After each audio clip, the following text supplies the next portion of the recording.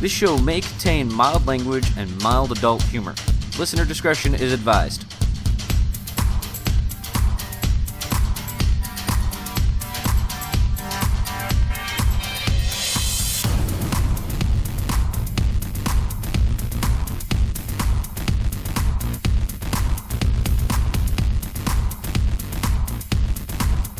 Alright guys, it's time for the Splitscreen Players Podcast, pissing off the internet since, well, 2 weeks ago.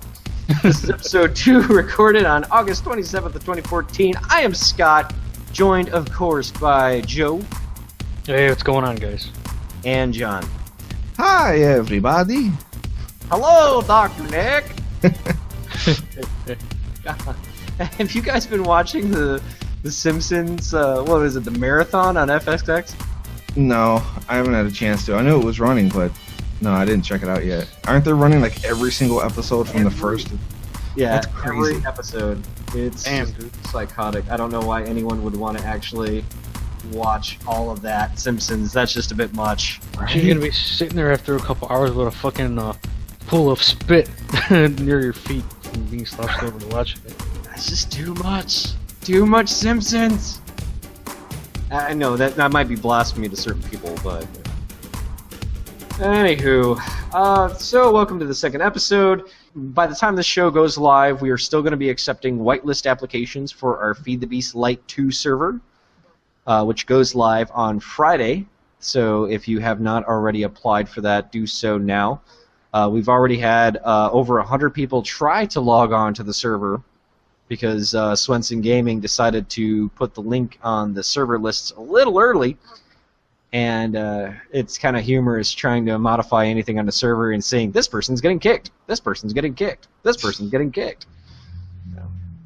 It's the limp days all over again. No kidding. Also, the WoW Guild is doing fairly well. We're getting more and more characters up to the top level, and we're getting ready to start getting a raiding schedule going. So if you guys are interested in casual core raiding, go ahead to our website at splitscreenplayers.com/nightshift and check out the information for that.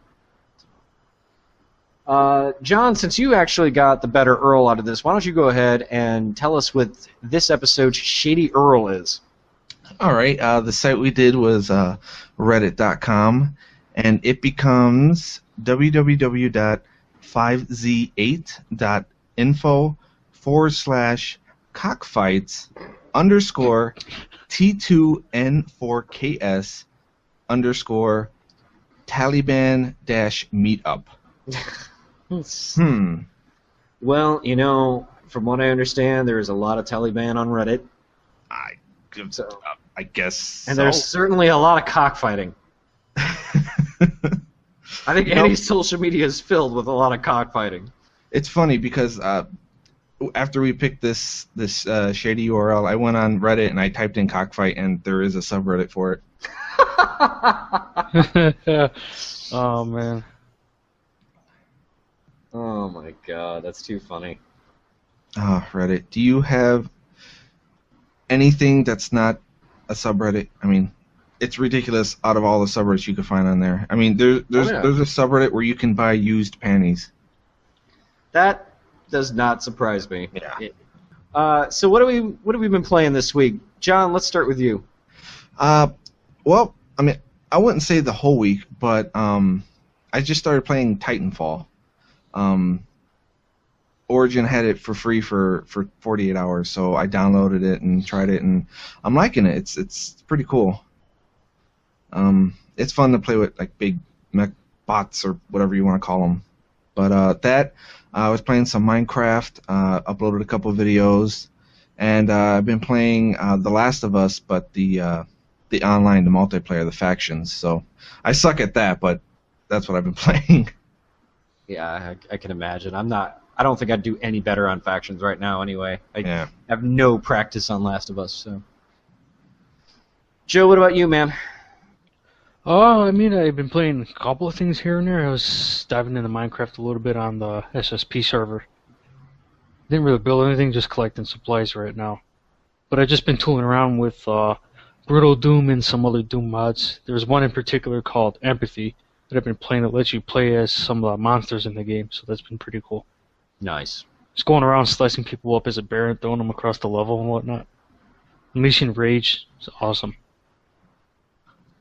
Very cool. I've been doing a beta, which I'm under NDA, so I can't explain what the game is, but I will explain it as soon as the NDA is lifted, but which should be by the next episode. But it's a very visually beautiful game, so I can't wait to talk about it. I got real lucky, actually, when it came to a beta key. I ended up getting it on Twitter, so I was like, yay. Nice. Which, goes to show, go on to Twitter, guys. That's where all the fun stuff's at. Yep, sounds like it. Yeah.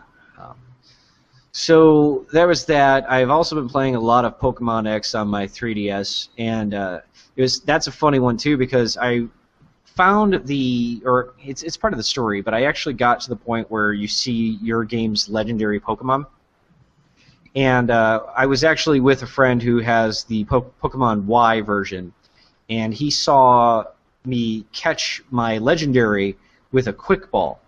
Now, for those of you that are not Pokemon savvy, what the quick ball does is it basically gives you an extra chance to catch a Pokemon on the first turn. It's not supposed to be effective against legendary Pokemon because, it's a legendary. It seems stupid to be able to catch it. Uh-huh. So that means that I had a 2% chance of this working, probably less than that. And it worked. So the guy's looking at me like, that wasn't even supposed to be possible! X. Yeah, pretty much. But yes, I now have Xerneas, courtesy of my quick ball. Outside of that, I've just been doing a lot of leveling on my Haunter, and I breeded 4 fucking Ghastlies because I love ghost Pokemon. It's just haunt my minions, haunt. Anyway, thank you, motorcyclists from Chicago. So on top of that, I've also been playing DC Universe Online on the PS4. I played that game on PC and I hated it, but for some reason on the PS4, I actually kind of like it. Really? Isn't it the same thing? You would think, but visually it looks fantastic, and they actually did a lot of really good porting with controls on the PS4 controller. Oh, nice. It kind of feels more like an action game now than it does an MMO, so I'm actually really liking that. It's still free, right? Yeah, it's free to play. So you have to buy characters and all that fun stuff, but you can actually create your own character for free to start off with. So can you still use your same account that you used on the PC? It didn't ask me for login details, so I would assume no. Ah, man. I think it attaches with your PlayStation Network account, but do not hold me to that. I do not know. So just yeah, I don't know. If it did, it wouldn't benefit me any because I don't think I got a character out of the tutorial world before I said the hell with this. So. Dang.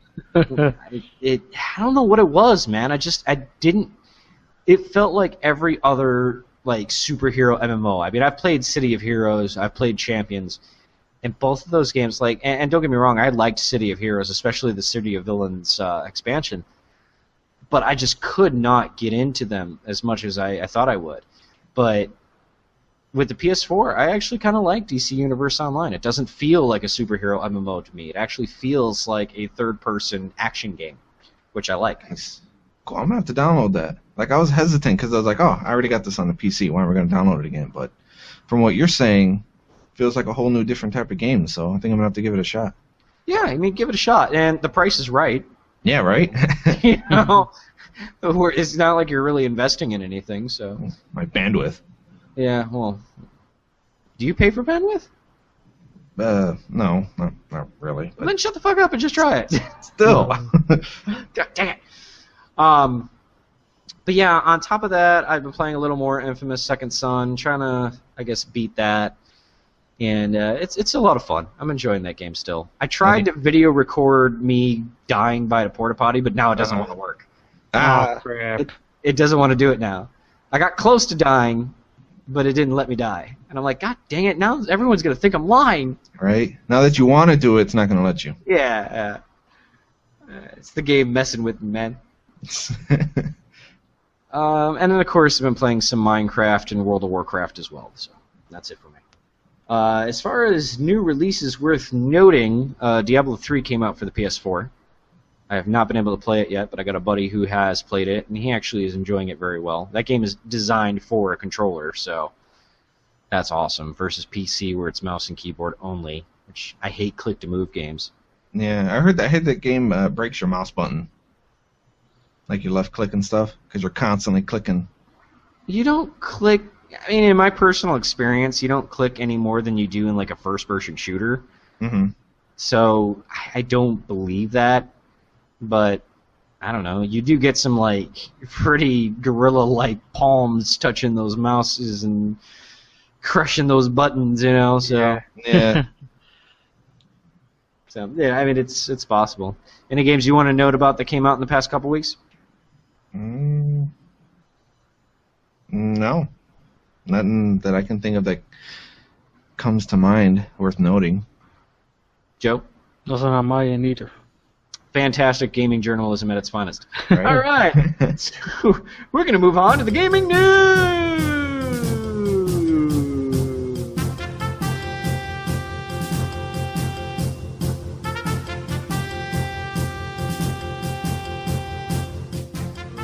Yes, I'm still doing it, goddammit.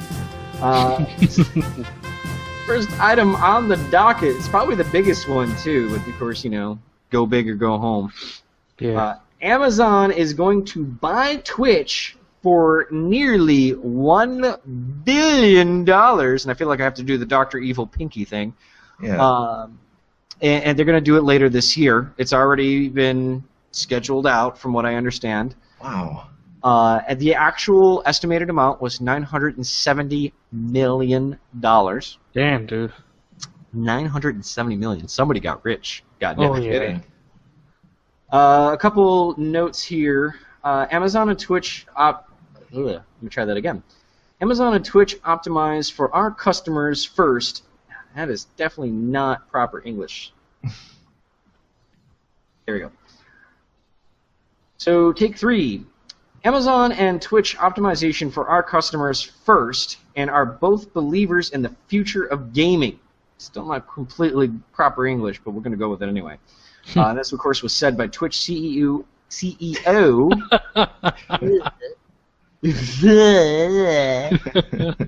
Getting it all out early. All right. This, of course, was said by Twitch CEO Emmett Shear, as in shear that wool, biatch. Anyway, he also says, being a part of Amazon will let us do even more for our community. We will be able to create tools and services faster than we could have independently. This will change, of course, or this change will mean great things for our community and will let us bring Twitch to even more people around the world. Of course, he continues to say, we chose Amazon because they believe in our community. They share our values and long-term vision, and they want to help us get there faster. We're keeping most everything the same, our office, our employees, our brand, and most importantly, our independence.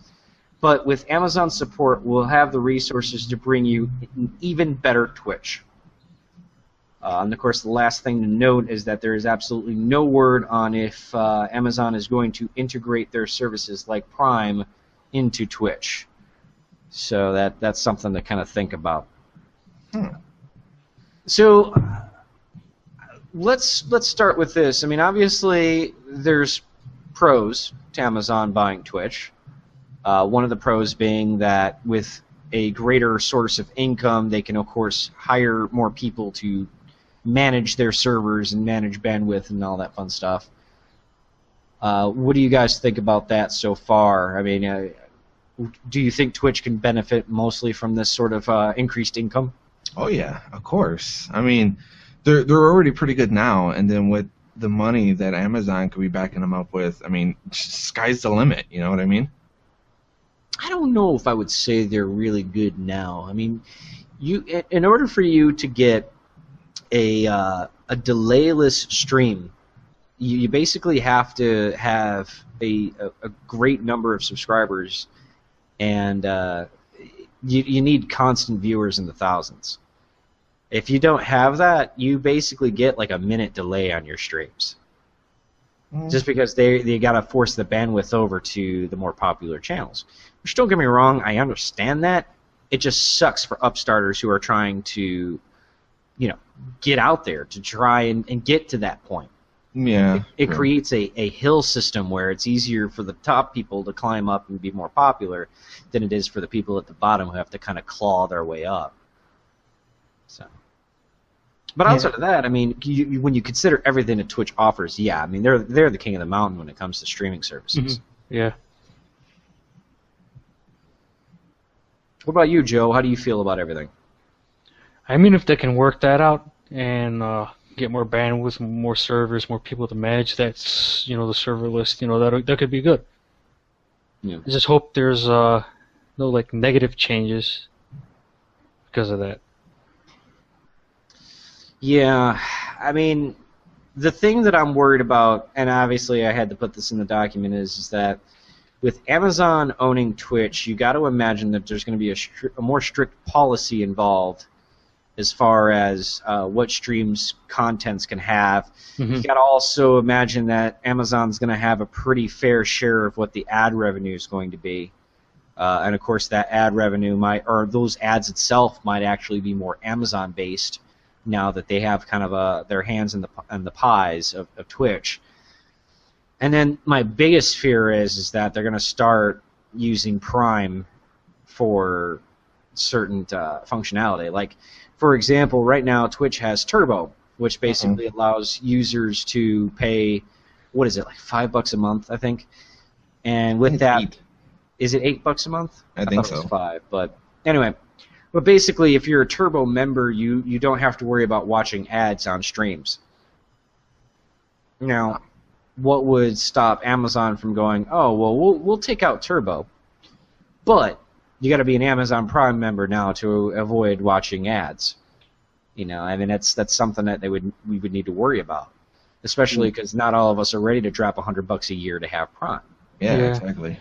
I mean, Prime's a great service, don't get me wrong. I'm definitely not knocking Prime as a whole, but I don't feel right about Amazon maybe forcing the Prime service onto Twitch, which might happen. I guess we'll have to see, because, like you said, they haven't announced anything yet, so... Yeah. Yeah, it's like the whole YouTube Google scenario all over again. Right? With the ID content matching system. Yeah.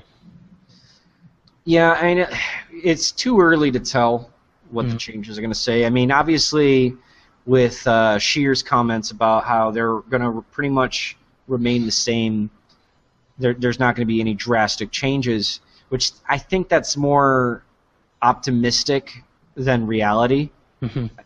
I think Amazon's going to have a little more say as to what exactly Twitch is going to do, especially when they're dropping almost $1 billion on the company. I can't imagine Amazon going, we'll give you this money, and we'll just let you do your thing. Yeah. We'll just sit back, keep pulling money out of your pockets. Belong to us. Yeah. I can't imagine that Amazon's just going to sit there and be like, we don't give a fuck. Right? Yeah. Somewhere along the lines, Amazon is going to be like, okay, so this isn't working. We're going to change this, and there's nothing you can say about it because we own you.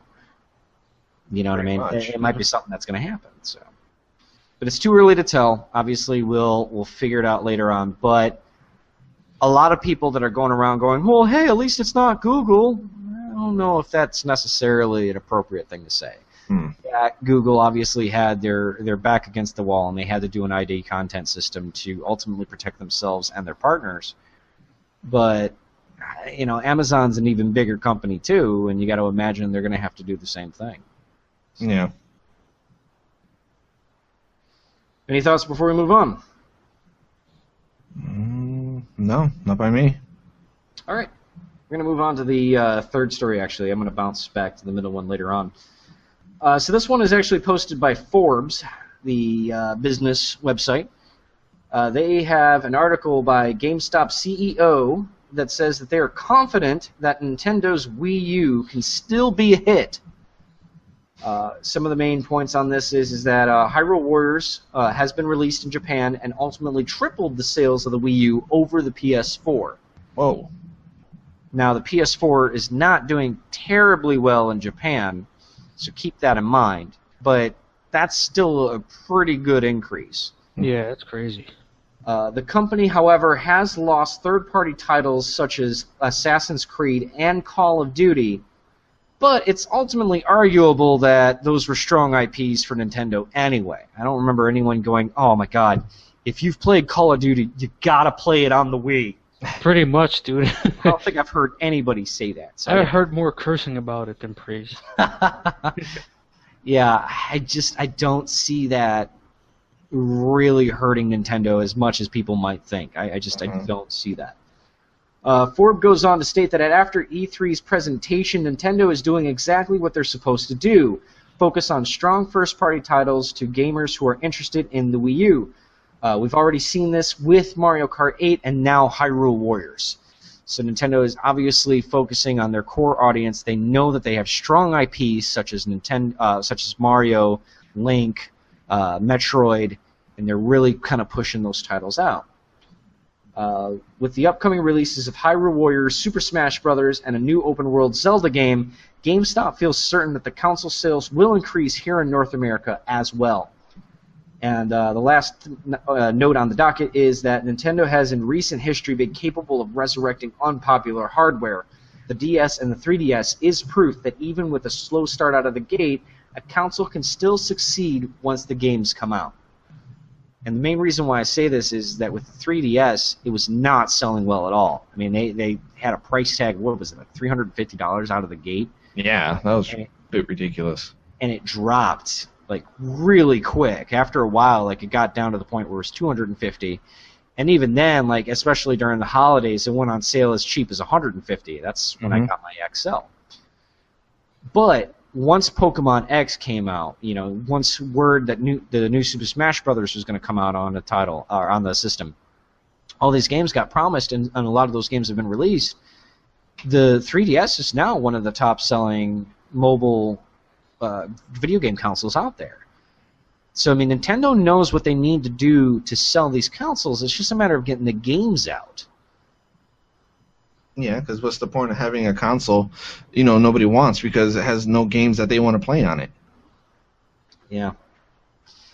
Yeah, and Nintendo arguably has the strongest IPs out of every console. I mean, you can't look at Sony right now and say that outside of Last of Us being a recent entry, obviously, what has been a consistent IP on Sony's end that has stayed consistent and first party? There's not many titles. Yeah. Final Fantasy used to be that IP, but now even Final Fantasy is being released on Xbox. And the same thing with Xbox. Outside of Halo, what else do they have? There's Gears of War too. I mean, probably Microsoft has a stronger selection than Sony does, but even then, I mean, you look at the lineage of Nintendo consoles and how many Mario games is out there, how many Zelda games is out there, and how well those games have done over time. Nintendo has the IPs. Yeah, They've always had the IPs. It was just a matter of pushing the hardware. So. But yeah, also another note with Nintendo, the Mario Kart 8 update just came out recently, and that has Link added onto the game as well as Mercedes-Benz. Well, Mercedes-Benz cars have been added to Mario Kart 8. You mean carts? Kart. Well, no, they're actual Mercedes-Benz cars. Well, Really? in kart form, but Mm-hmm. but yeah, it's Interesting. funny. Yeah. I still, it was almost the game that made me buy a Wii U. Really? Almost. I haven't played it yet. Almost. I love the Mario Kart games. I almost bought a Wii U on that. But I have to say, and I'm probably going to get flack for this, and I'm sorry, I'm probably going to end up buying a Wii U for Hyrule Warriors. That game looks awesome. Absolutely awesome. So. I'm gonna have to look that up. Well, are you familiar with Dynasty Warriors? Oh, okay, it's based off of that, right? Yeah, it's the same engine as Dynasty Warriors, but with Zelda characters. Oh, okay. Yeah, sounds like a good idea. Yeah, I mean, I love the Dynasty Warrior games, so, and I love Zelda games as well. So you put the two together, and it's just like. So I'm most likely going to get a Wii U because of that. Gonna do it. Sorry, guys. I'm not lead enough for you guys. I'm gonna go inside of Nintendo. They have cookies. They have cookies. And Pokey Puffs. Pokey Puffs. What the heck's a Pokey Puff? A Pokey Puff is a puff that you can feed your Pokemon with. Anyway, we're gonna move on to the next docket of the game. Yes, please, let's. God dang it. You guys make me sound stupid. You don't even talk.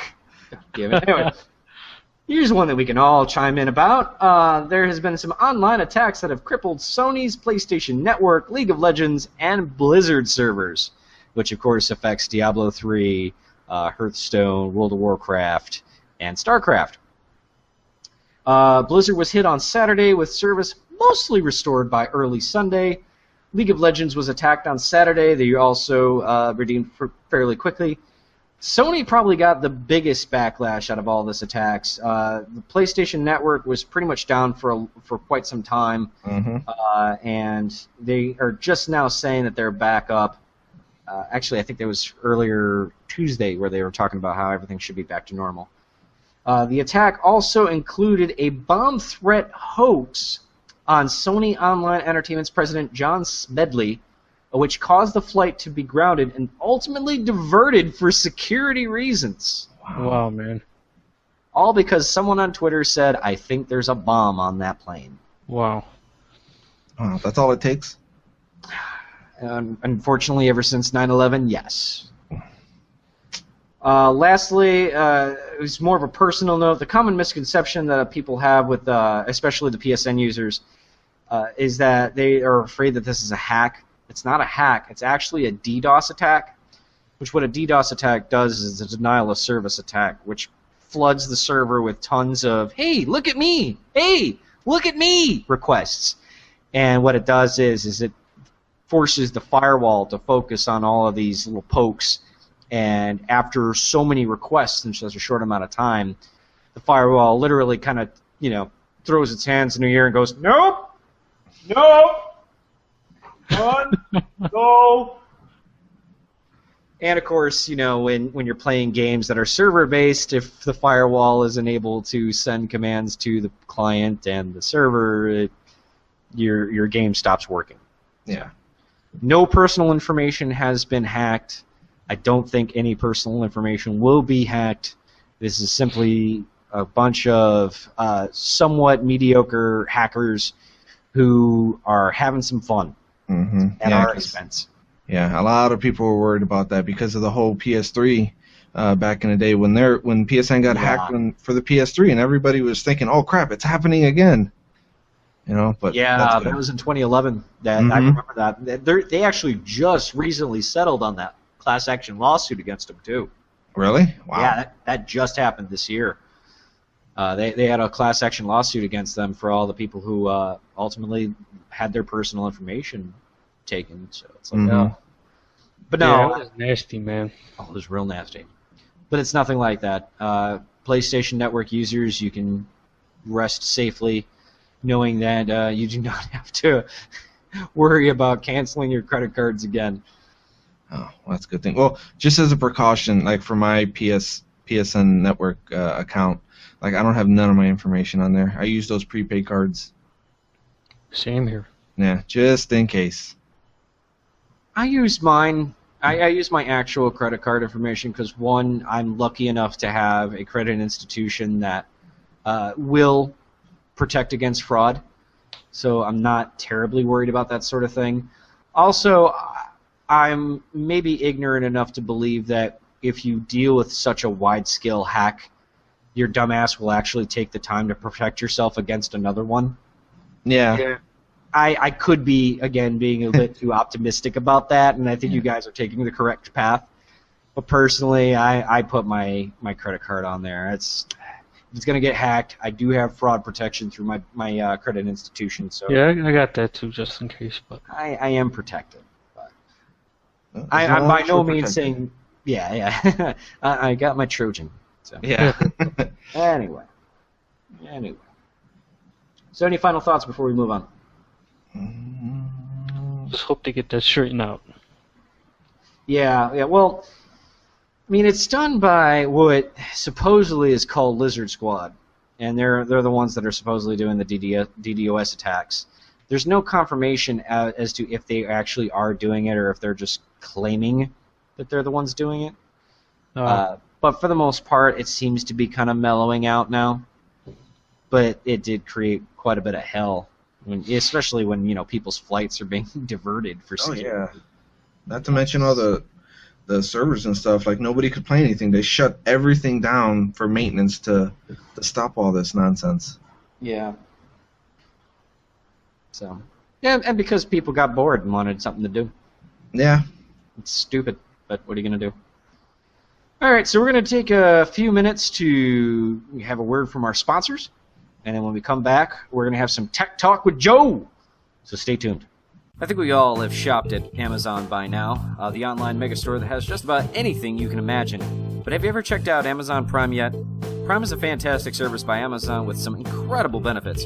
All orders placed by Amazon Prime members will have free 2-day shipping, regardless of the amount of your order. Amazon also opens up its video library for you to stream with over 40,000 movies and TV shows at your disposal, even some not available for streaming by Netflix or Hulu. Not big on video entertainment and would rather settle down with a nice ebook? Prime has you covered on that too, with the ability to borrow a book and read it on any supported Kindle and Kindle app device. If you're still not sold, you could try it free for 30 days and see if Prime is right for you. If not, simply cancel within the 30 days with no cost to you. What do you have to lose? Try Prime today. You can get your free trial over by clicking on the Prime banner on our website at www.splitscreenplayers.com or by clicking the link in the show notes below. Alrighty, now we're moving on to Tech Talk with Joe. And for this episode, we have the newly released LG, the 27E83 LED monitor. It's a 27-incher, supports 4K resolutions. It's got 10-bit, and it features 1.7 billion colors. Oh. It's insane, dude. And with all that, it has a response time of 5 milliseconds, so it's pretty good for gaming. IPS monitor on top of that, so you have superior colors. Very cool, man. It's got a full HDMI support. It's even got a USB 3.0 port, and it features a display port as well. Well, that's cool. You should get us a port for everything. A port for everything and everything in its port. There you go. That's hot. That's crazy. A 4K LED IPS monitor. That's crazy. It'll melt your eyeballs. That's what I'm saying, dude. But that comes with a price too. What's the price? $999. Whoa. We should rename this section the shit you can't afford. Pretty much, right? God dang. I mean, for the money, this has a crap load of features, man. This thing's awesome, but at the same time, is it really necessary? Because what's really supporting 4K resolution right now? I mean, there's a handful of games. Most people can't even get to that resolution with their PCs. Yeah, you gotta have a monster to be able to play something like that at a smooth frame rate. Yeah, you might need the video tight next that I talked about 2 weeks ago. There's maybe two of them. Yeah. But at the same point, is this really worth it? In all honesty, this looks, awesome, but I gotta give it 2 black eyes. Because that, you can get, Yes. you can get a lot of different monitors that are almost as good, that are still, 1080p capable for a hell of a lot less. Oh, yeah. But it's something to strive for, if you can afford that and you have a PC that can run those kind of resolutions, by all means, go for it. Yeah, just like what we talked about with the first episode, I mean, this is for people who have the money to buy bleeding-edge technology. Mm-hmm. Straight out the gate. If you got the money, first off, the hell with you. Second, good for you, man. Definitely, that's awesome. And this monitor looks sexy. I'm not gonna lie. Yeah, it does. It does. Man, enjoy the fruit of your labors, man, because this thing is awesome. Yeah, that's awesome though. It looks great, Joe. Tax time. Tax time. I don't know, man. Still, though, I don't know. I can't justify spending $1,000 on a monitor. I mean, I was having a hard time with my monitors, and mine was like $150, and I was flipping out. I can't imagine that either. Even if I did have the money, I don't think I could. I'd have to get something a little cheaper than that. I mean, this monitor looks freaking awesome, but that's just too much for me. Yeah. It won a bunch of awards too, but It has 360 rotation. sit on it and rotate. Oh, Joe, you just had to. You had to. God damn it. All right, John, why don't you take us into the next section? Let's stop that right now. All right. Hold on, Get his reading glasses on. Yeah, right. Let me get my reading glasses on here. Get off my lawn! If you need help reading anything, let me know, man. It's your section. You're in control. Yes. Hold on, I'm getting there. Okay, here we go. You can even make Joe read one if you want. No, I got them. All right, let's see. For our mailbag this week, we got a comment here from Twitter from Swanson Gaming. What are your guys' thoughts on Amazon buying Twitch? So, I mean, yeah, we obviously discussed this early in the show, but I guess we'll go roundtable on this, and I'll go off first, so that way I can kind of set the pace a little bit. Opinion-wise, I think it's great for Twitch. Somebody made a lot of freaking money. Yeah. I am still going to kind of hold my thoughts until I see the outcome of what's going to happen. I don't think it's going to be all pretty, but we'll see from there. Yeah. John, why don't you go next? Yeah, I'm gonna have to agree with you on that. I mean, I think it's really good for Twitch in one way, because now they got the funding and the money to make it a lot more better than what it is now, which is it's already pretty good compared to other streaming sites and stuff like that. But then on the other hand, we still don't know what's gonna happen, like with the whole thing, like we were talking about earlier with the whole Prime situation.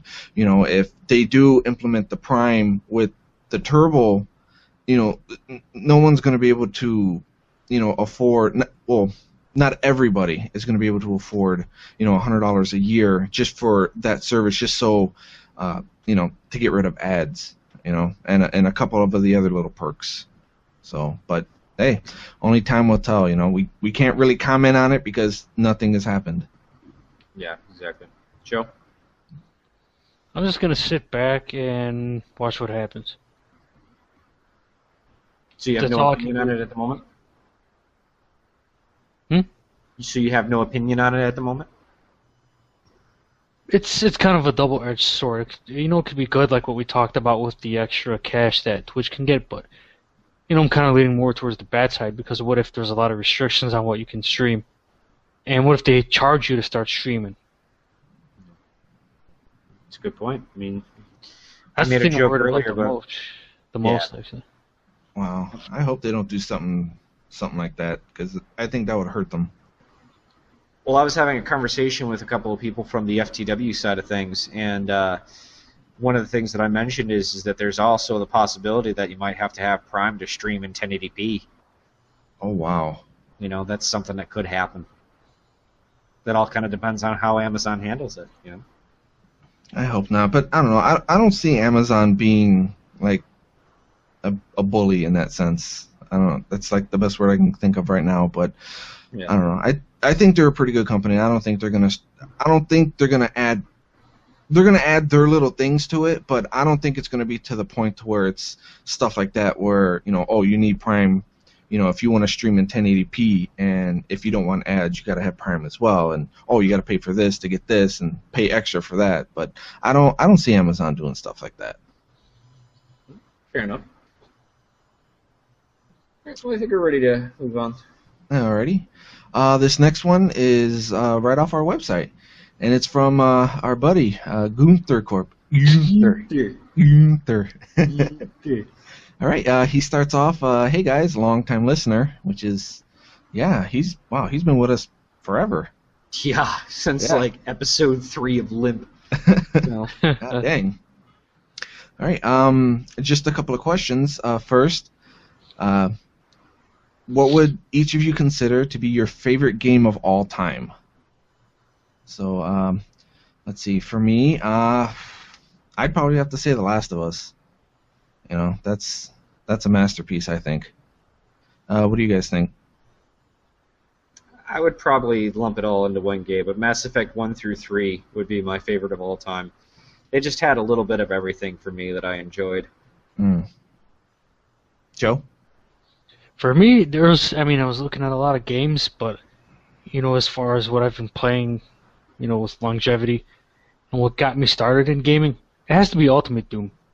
Yeah. Because, I play, a bunch of different games, but FPSs are my favorite, and the one that started it all for me was Doom. And it's still relevant today because of the insane modding community, and there's so many mods you can download. You can pretty much tweak the game out to... it could be anything you want it to be. That's how flexible the engine is for it. Ah, great. All right. The second question he asks, what game would you consider the best of all time? Wow.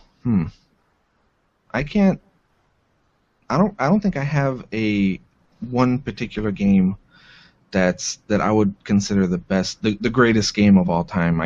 I can't really answer that because I really don't have one. I have my favorites, but I can't really choose one over the other because you got so many different genres and so many different, things to look at through the games. So, for me, I can't really answer that. I really don't have an answer for that. But you got something, Scott? Yeah, well, I think the way he phrased it is that what you would consider the best of all time. So I still think it's like personal opinion, but I guess it all kind of depends on our criteria of what would be considered the best of all time. Yeah. I listed World of Warcraft for reasons that I'll mention after the third question. All right, Joe. Man, I was thinking about this for quite a while actually, and I'm still thinking about it. Because when you consider, one game, you have others that pop up in your head, and you're like, man, it's like I'm torn. I'm absolutely torn on this. No way. Yeah. I was the same way. I couldn't come to a conclusion on anything, so I was like, when you I'm not think just of going to answer it. When you think of all the greats in the past, like the Sonics and the Marios, and the Dooms, and then you got some of the new games that came out today, like The Last of Us, it's just really hard to pick a contender for best ever. Yeah. It's way too much of a broad spectrum. All right, and let's see. The third question here is, if these two are different, why is that? So, well, seeing that I'm the only person that actually answered the second question, I guess I should go ahead and answer the third one. It's pretty simple as to why it's different. I'm not vain enough to think that the favorite game of mine is considered the best of all time. It's just that simple. I'm smart enough to realize that what I might consider to be my favorite of all time may not be also considered the best of all time, even in opinion standpoints. But the reason why I picked World of Warcraft, though, is you got to look at it from how much it's earned over time and how long that game has been operational. That game has been out since I think about 2004, and it still has millions of subscribers. And you got to realize that it's $15 a month, and that's not even including expansion sales and base game sales. Yeah. So with millions of subscribers paying $15 a month, and you got to figure roughly $20 to $30 on all the base expansion and stuff like that, these motherfuckers are rolling in money. They are rich. Oh, yeah. So if you're going to consider it best of all time, you've got to look at it from a business perspective, like I did. World of Warcraft is a cash cow, and they've made some money. Okay, so you're saying your pick would be pretty much the video game that made the most money? In my opinion, yes. Okay. All right. Yeah. See, for me, it's not so much the money, but like, what was mine? The Last of Us. I go for more, how the game is. Story based. That game had an amazing story. The characters. You could really relate to them. They're down to earth, not like goofy off the wall characters and things like that. So for me, it's not the the money. It's more of the how in depth the game can be, how far you can immerse yourself into it, and its story and gameplay and things like that. I understand that, but when you look at it 5 years down the road, are you still going to be playing Last of Us? Yes. You say that now, but I severely doubt it. I severely doubt it. I used to say that about Mass Effect. I love Mass Effect. But after a year, I played them, I kind of got tired of it, and I want to play something else. You know, World of Warcraft has been one of those games that has kept people captivated for years, and they continue to expand upon it, and it continues to grow. And that it's not even necessarily about the money, it's about the longevity and how that money is going to continue to be earned even now, 10 years after the game's been released. Last of Us will never have that. And that's not necessarily an insult to Last of Us. Last of Us is great for what it is. But if you look at something as the best of all time, you got to kind of put certain things together. You got to put, is the game fun? For me personally, World of Warcraft is fun. Has the game been around for a while? Yeah, it's been around for 10 years. Is the game still making money? Absolutely. They're still making almost billions of dollars in revenue. You know, and that's just a very vague term of money, and it's not even far off. So, not necessarily to argue your point, I'm saying it's not necessarily about money. You got to look at the grand spectrum of things.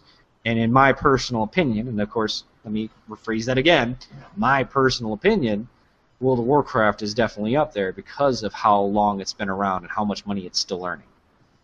Yeah. You got anything to say about it, Joe? Hence my decision. Yeah, I was thinking about everything, dude. That's why I couldn't come up with a straight favorite, in my opinion. Okay. The moral of the story. Time to think about it. The moral of the story: games are awesome. Yeah, pretty much. We'll just go with that. Yeah, we'll close on that. All right, and let's see. He ends his question. See you around on the interwebs. Insert cookie joke here. Yep. And I don't understand that. Is that from like the old server? Yeah, that's from basically. Remember when we used to talk about Gunther Crook cookies? Ah, okay. Now with 50% less rat feces. Yes. Okay. I thought that was leaning towards it, but I wasn't 100% sure, so I didn't know how to quite take that. That's all good. Gunther Crook cookies.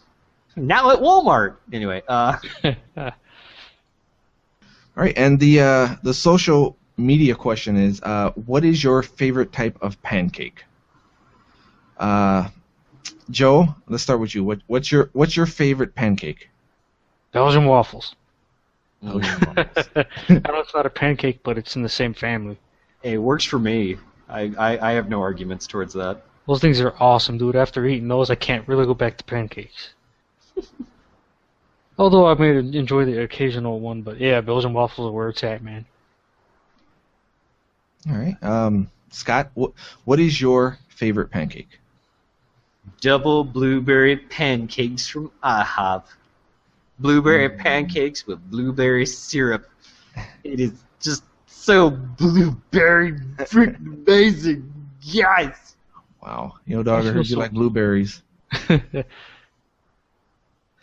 right. For me, mine would have to be. Well, I make my own, and it's a pancake with bits of bacon or sausage in the batter. So when you cook it, you cook it inside the pancake, so it's like an all-in-one type thing, and it's amazing. Bacon pancakes. I can see pancakes. that. I can see that. So it's a little off topic, but I had chocolate-covered bacon not too long ago, and that was awesome. Chocolate-covered bacon. I don't think that's terribly off topic. I think that works, but because it's kind of similar to chocolate-covered pretzels, but it's got that meat content going in it. I had bacon-wrapped shrimp recently. That was actually pretty good. I've had that. That's pretty good too. Yeah, I think anything's good with bacon. Yeah. Bacon. All right, and let's see here. We got a couple people sending in. This one's from Randark CGC.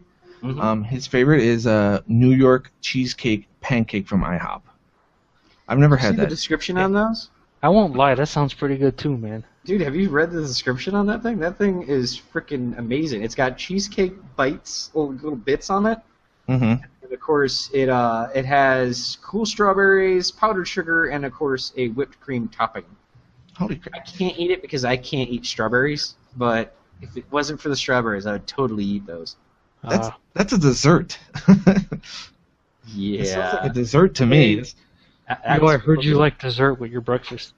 That sounds awesome. I don't care what you guys say. Oh no, I'm not knocking it. I'm not knocking it either. I'm just If I saying. could eat That sounds like strawberry, you know what? I'd probably still eat these pancakes anyway. It would probably kill me, but I'll do it anyway. what a way to go, right? We'll just Yeah, have if your you're gonna dinner. go out. All right. Go out right. Let's see. The next one is from Gunther Corp. His favorite pancakes? Waffles. No, waffles are awesome. Yeah. Hey, you put syrup on them. They're round too, so they're Yeah. kind of like pancakes. They're actually supposed to be square. I think it was the Eggos that made them round. Yeah. Either way. Yeah. The next one, One Dead Saint. He replies, seriously, blueberry is the. And I'm not gonna. Yeah, there you go. All right, and the last one is. The last one is. How do you pronounce this? Gizargo. Gizargo? Okay, Gizargo the Mage, chocolate and butterscotch chip pancakes, nothing like sugar to get you awake. So, yeah, Have I you can. never played Skyrim? No, Really? I played like 10 minutes of it and I couldn't get into it. It's Holy it's shit, dude. too much of an RPG for me. I Oh. got like 10 minutes into it and I'm like, install or You didn't like uninstall. Oblivion then, right? All right. Well, I guess that's fair. If you didn't like Oblivion, I could definitely see why you wouldn't like Skyrim. Hmm. Yeah, Jizargo is a character from Skyrim. Oh, okay. That's the only reason why I know the pronunciation of that. If I didn't play Skyrim, I probably would have no clue. Hmm. Yeah. Jizargo is a Khajiit in the mage school, and he wants scuba. Yeah, it's a very Khajiit name that you mentioned. Jizargo. Anyway, so you go, two blueberry pancakes. Blueberry pancakes win! Yeah! Yay. By the way, the whole reason why I asked this question was because of the botched intro I did for the first episode. If you were curious as to why this was the question of the week. Yeah, I was gonna ask. Like, this is kind of weird, Why are we talking about pancakes? right? Yeah, it's because I said the show is one delicious pancake. Uh, All right, so we're gonna move on to the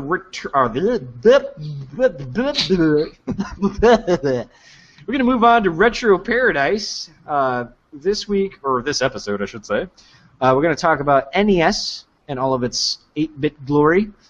The NES was probably the first system that I thoroughly enjoyed. I won't say owned. My first system I owned was an Atari 2600, but the first system that I thoroughly enjoyed was the NES. And the NES, of course, was famous for the Mario games. Obviously, like we mentioned earlier with Nintendo IP, a lot of these started on Nintendo's NES. Fun fact, in Japan it's known as the Famicom system, and their cartridges are slightly different in shaped. They also had a controller that was very similar to what the Super Nintendo controller was like without the shoulder buttons. So they had the little what they call the dinner bone controllers.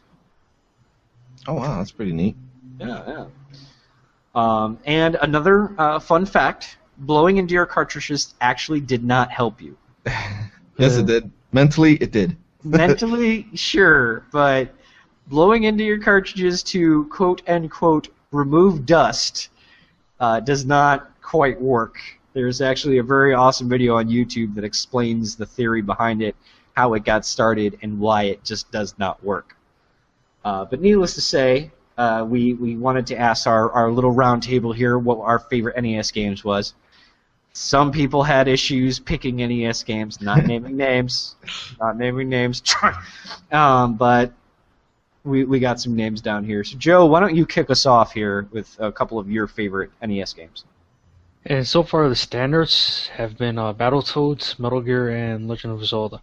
The reason for Battletoads is it was just like a straightforward beat 'em up. There were just so many variations on how you can beat somebody up in that game that it was just fun as hell when I played it, dude. I heard that game is really hard. I don't know how I got through it, man, with some of my buddies. Battletoads wasn't that bad. It was Double Dragon and Battletoads that had that stupid scene where you had to use the hovercraft and dodge these like little barricades to block you. And the problem is that the barricades moved so fast that you really couldn't prepare for it unless you learned the pattern exactly. Mm. So it was pretty hard, but Battletoads itself I don't think was too bad. And Metal Gear, I mean, that game was ahead of its time, dude. Oh, hell yeah.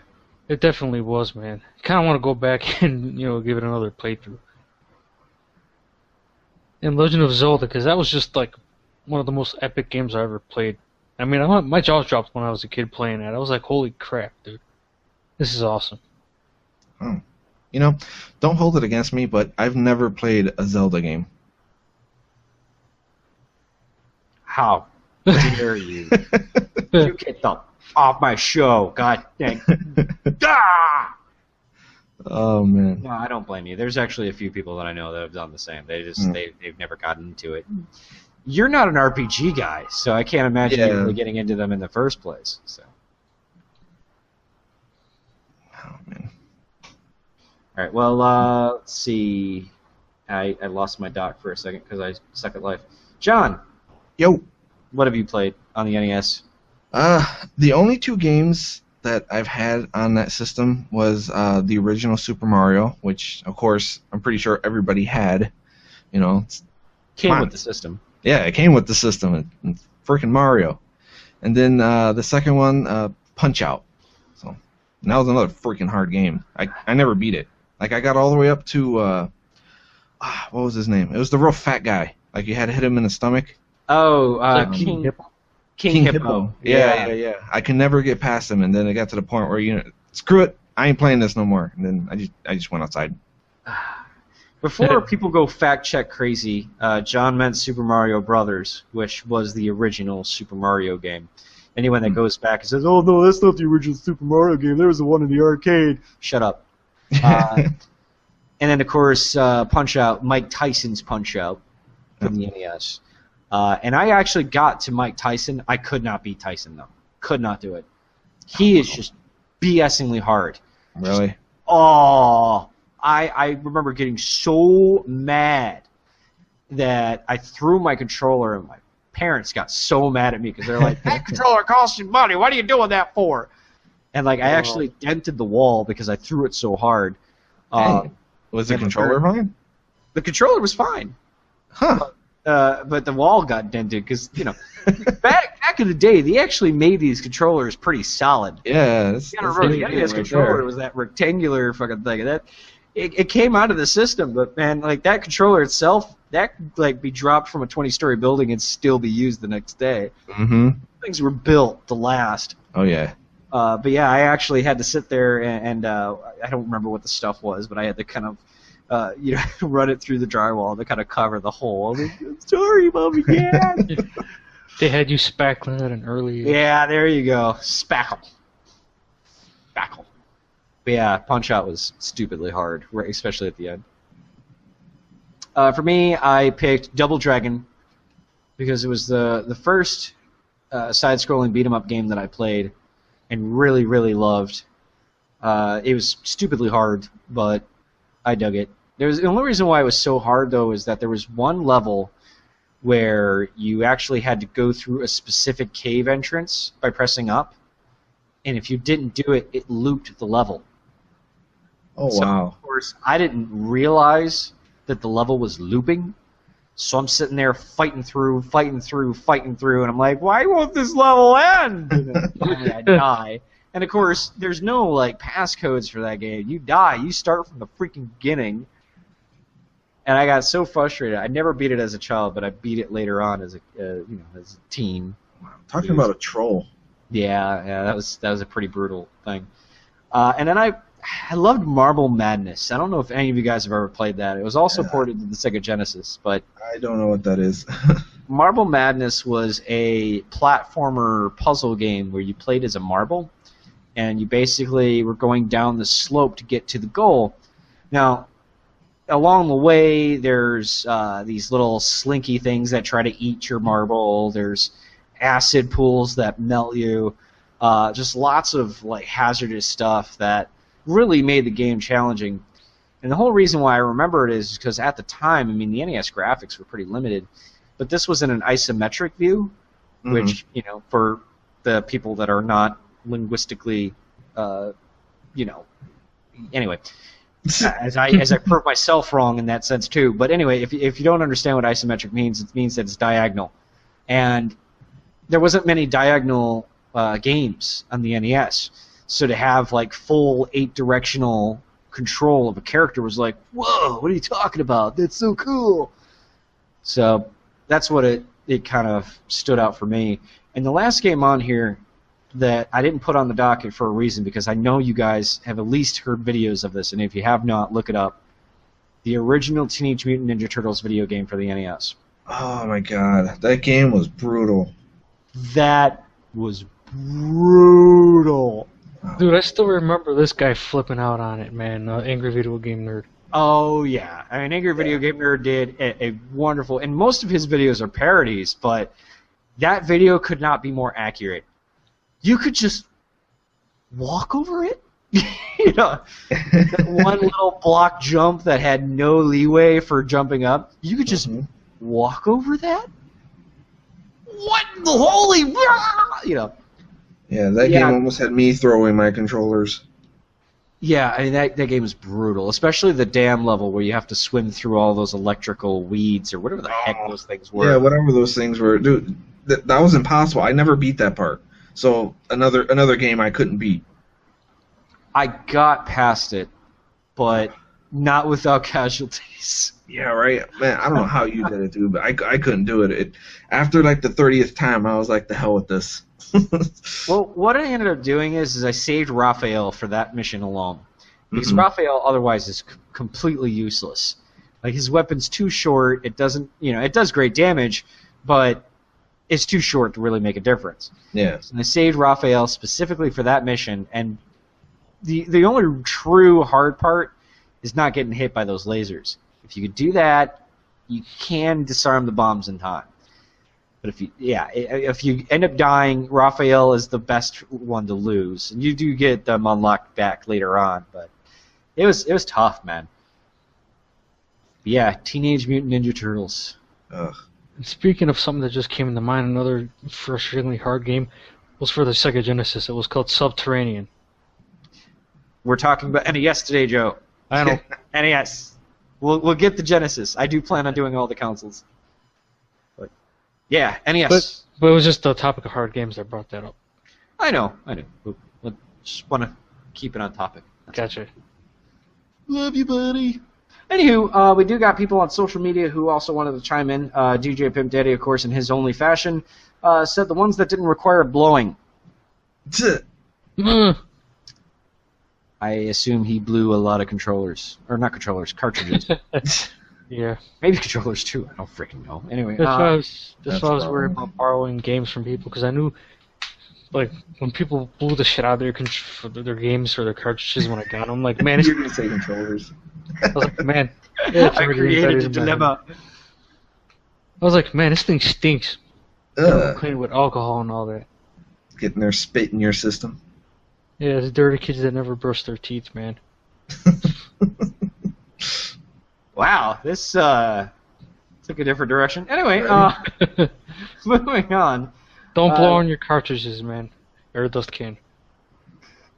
Don't even use a dust can. It doesn't work.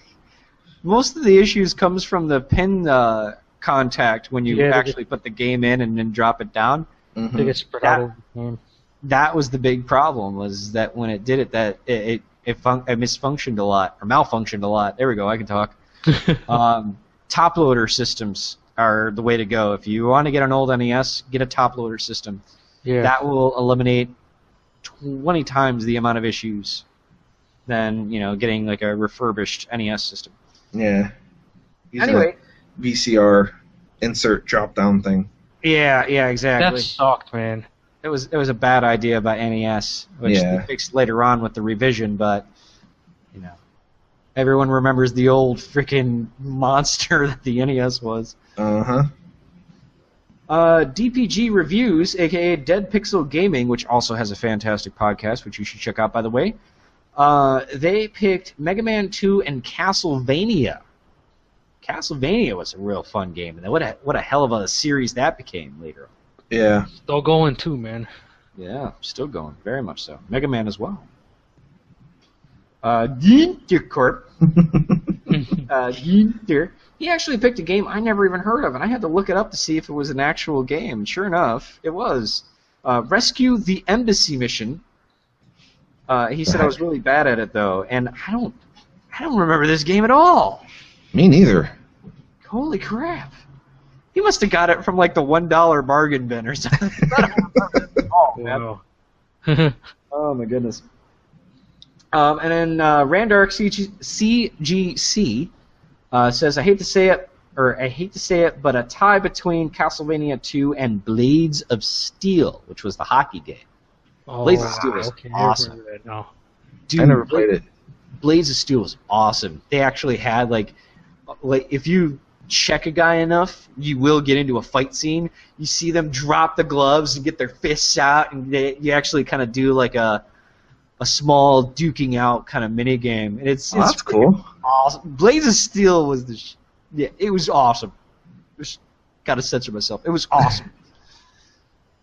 But yeah, it was really good. One Dead Saint is going to close this out for us, and he says, I never played it on the NES, but Final Fantasy I was awesome on the 3 other platforms that I bought it on. I think for the most part that was always just straight ported. I don't think they really made any huge changes on that. So Final Fantasy I. It's not a bad pick. So there you go.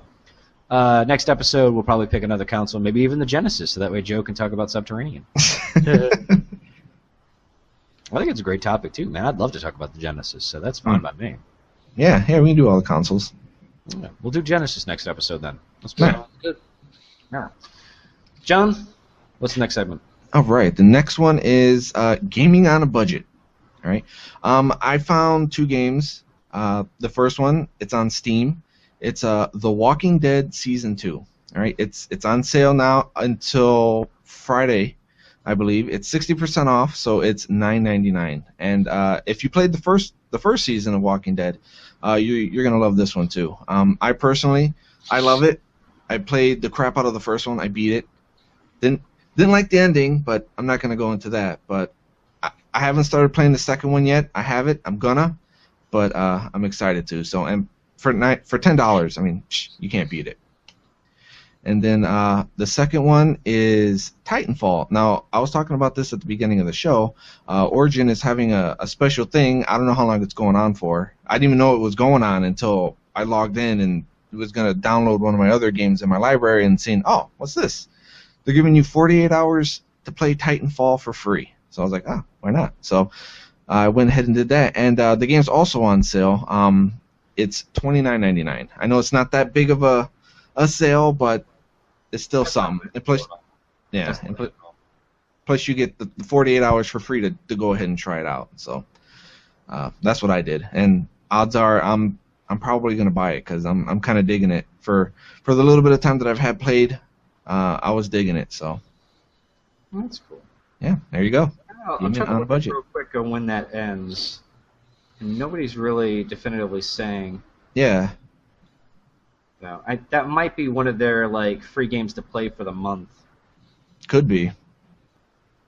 Yeah, it just says Origin Game Time Promotion. Mm-hmm. Either way, definitely something to check out. All right, so the last segment of the show is, of course, our gaming events. We do not have any planned live streams, but I do plan on doing a lot more World of Warcraft streams on my personal channel. I'm going to do quite a bit of stuff. And, of course, we are going to live stream the server opening on Friday.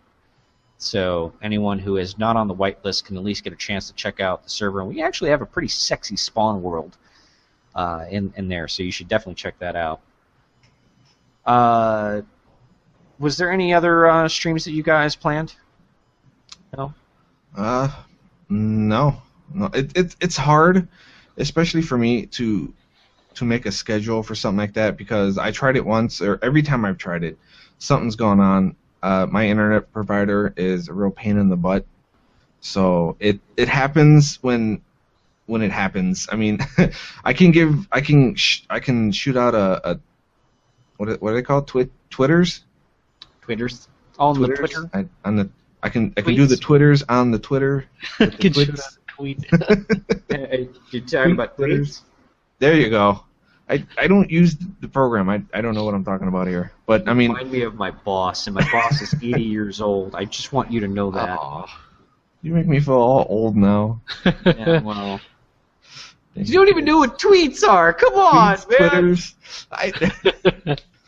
Okay, I can shoot a message on Twitter to let you guys know that, I'll be streaming, or one of us will be streaming, so, keep an eye on that. We should also try and plan a GoldenEye Source day where we all play together, because that was a lot of fun, and we'll get some videos of that on our YouTube channel. Yeah. But we should definitely plan to play that again and probably open it up to our listeners, so if our listeners want to join in, they can do it too. Keep an eye out on our Twitter and on our Facebook. We'll plan a day and let you guys know.